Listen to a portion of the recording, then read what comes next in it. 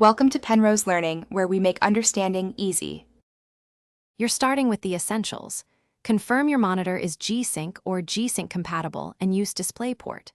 Next, install the latest NVIDIA driver, run GeForce Experience, or grab the driver from NVIDIA, then reboot.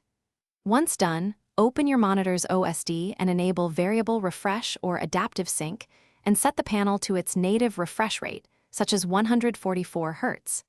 These steps ensure the hardware and driver are ready. Now move into NVIDIA Control Panel so you can turn G-Sync on at the system level. Open NVIDIA Control Panel and go to Display, then set up G-Sync. Select Enable G-Sync, G-Sync compatible, and choose whether you need full screen only or both full screen and windowed. Pick the option your games require. Make sure you select the correct display if you have multiple monitors and set monitor technology to G-Sync.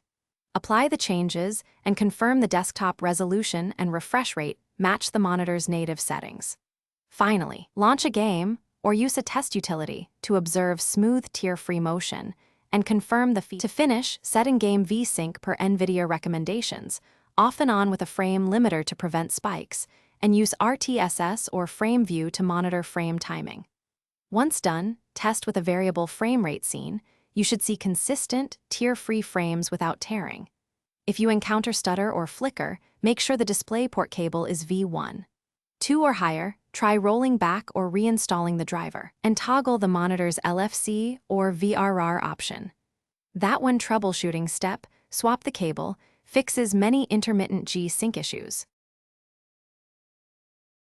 Thanks for watching. If this was helpful, leave a like and consider subscribing. See you next time.